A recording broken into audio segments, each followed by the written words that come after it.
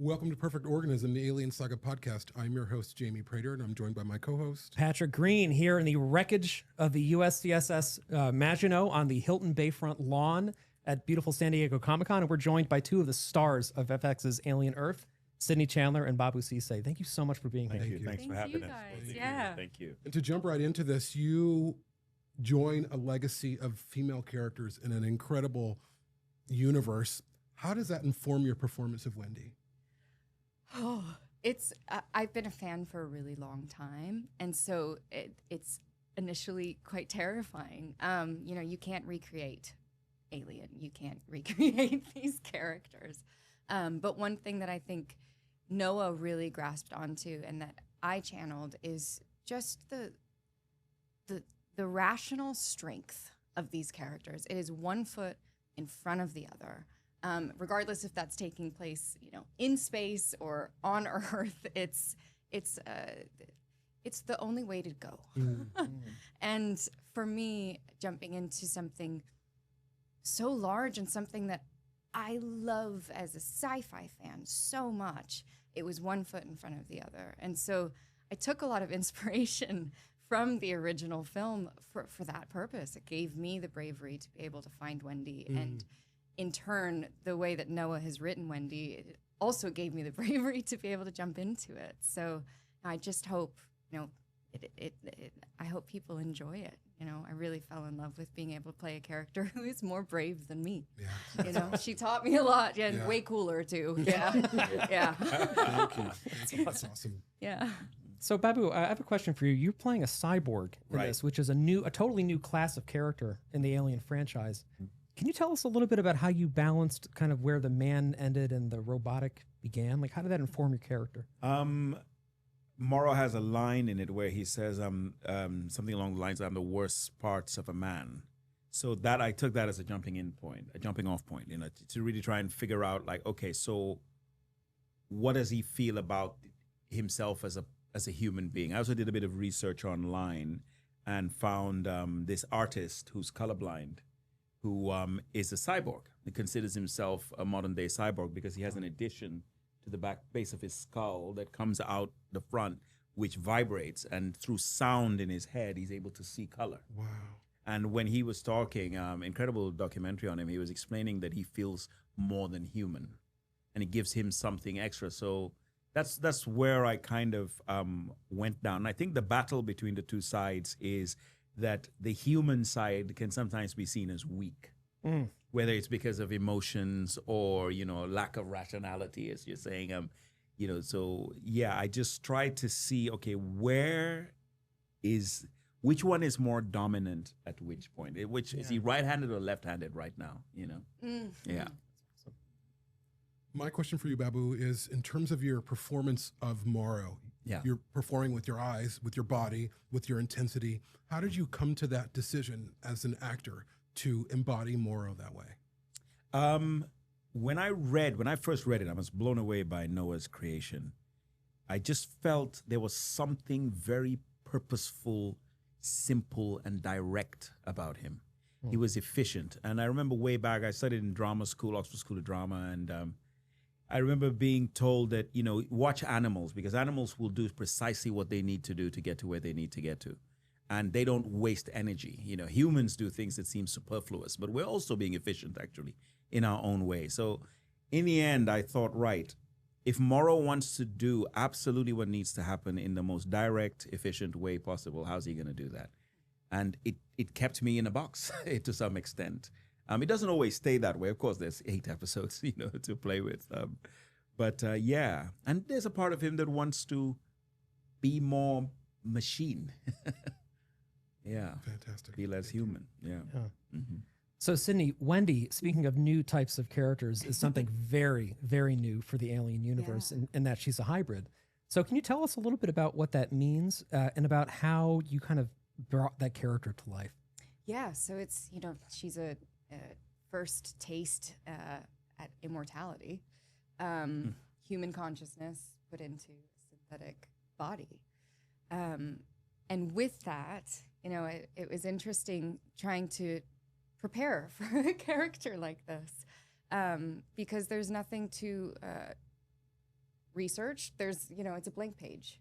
Wendy is very much a blank page. And with a blank page, you can, it can bring a lot of pressure and it can bring a lot of freedom. And Noah really helped me allow myself to fall into the freedom and release myself from some of the pressure so I could really access my imagination. And I did a lot. I took like a kid's karate class. I like watched all of these like kid videos. I did like a lot of sit down, remember childhood, and nothing was working. I just kept getting more anxious. So I sat down one day with a pen and paper and I was like, what is a child to me? And the words that I found was observant and instinctual and honest. And I would add brave too. But I really took that as like a very, very small Bible with Wendy, because every character has something to say about her. Everyone is telling her she's something else. And I had to find my way into believing that she is who she believes she is, and that's it.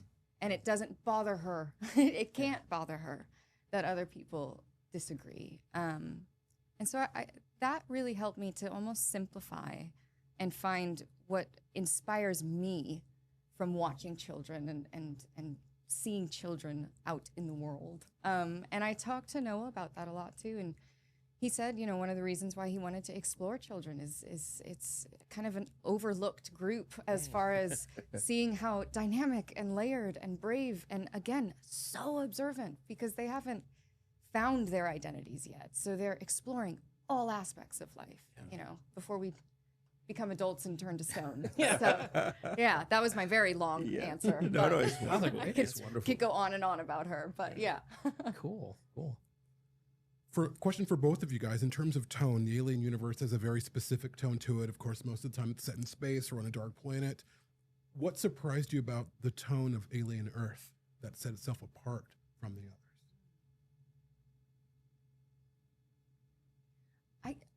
I think we just talked about, there's almost a feeling of, there's a magical essence to this. Yeah. Something else that my mom said was a Grimm's fairy tale type feel, Yeah. Which sounds crazy to connect Alien with those descriptors, but it works. And Noah was able to tie all of these new elements together while still honoring the original film. And that surprised me. That really surprised me in a great way. Yeah, there's an element of, I love the word magic because that's what I felt the first time I saw the first episode, and it just grew more and more as I saw more episodes. But there's also a whimsicalness, and that's very Noah. It's all like he's playing with ideas and seems a bit fearless. He'll just put in something that you go, what? But it fits and it works and it does something to you, it's really wonderful. I think it really started there, actually. It's the creation of the world. It was all on the page to start off with before it got to this level that we're at now, sitting in San Diego Comic-Con. We're just having a moment outside, pinching ourselves, going, what is going on? It is. I mean, we're feeling that too. It's Yes. surreal. Yeah. Absolutely. Yeah. Surreal is the perfect word. Yeah. Yeah. I mean, We've we're been- literally we- in a crashed spaceship right now as we're doing. There we exactly. go. Right. Yeah. And that's how it felt for us on set. You'd be standing there thinking, I'm standing on the bridge of the Maginot, and it's like the bridge of the Nostromo. I'm literally standing on the Alien set. It's Being because chased by a walking in, xenomorph. being chased by an Being Alien actually terrified. xenomorph. It's amazing. That There's a snarl. shot of you Yeah. in the corridor on the Maginot, and I was sharing with my friends, like, this could be 1979. It just doesn't, it's amazing. There is Exactly. magic. There's some alchemy in what's been created there. Yeah. And I know we need to wrap soon, but I just need to make a comment about Wendy, which I'm someone who went through a pretty rough childhood, and my childhood stopped at 12, and I've always felt like a child in a man's body. And so seeing Wendy battle with that is something that I battle with on a daily basis. Like, it's thrust in this world of adults, but I don't feel like an adult. So you embodying that as a character really, really affected me. I've seen the episode twice now, but the second time I was like, wow, she's sort of speaking some of my language there. So Oh, I just wow. want to really far, man. praise you for that. Yeah. Oh, that's. Thank you for sharing. Absolutely. That's really. Absolutely. Yeah. Thank you. Yeah. Yeah. Yeah, and just one more question for the two of you. When the credits roll on the final episode, which I'm already getting upset that it's going to be over at some point, but when it is over, what do you hope people remember most about your characters? What do you want them to kind of take with them? For me, which is a really odd thing to say, considering he's a cyborg and he wants to be machine, is his heart, right? Really, because Morrow has a lot of heart. What he's doing and what he tries to achieve during the 8 episodes takes a great deal of courage and risk, and I admire that, someone who's willing to give up his life to go to space, 65 years. That's really something. Yeah. I think for me, I'm still like affected by what you said. It's really powerful. Wendy taught me that it is okay to hold your own. And that is something that she explores throughout this piece. But that you can hold your own, which is very powerful. That's great. Well, thank you both so Thank much you for your so much. time. Thank you. Thank you for Yeah. your work. Thank Yeah. you. We're really It's excited. just been amazing. Like, yeah, the show is really, really, really great. Yeah. Brilliant. Really great. Thank you. And as an Alien fan, I think like this is very new. So it's interesting to be sitting in a room watching this show that's going into new places. Yeah. And I was sharing with Patrick that Morrow makes me think that Morrow could be a version of Ash if Ash lived.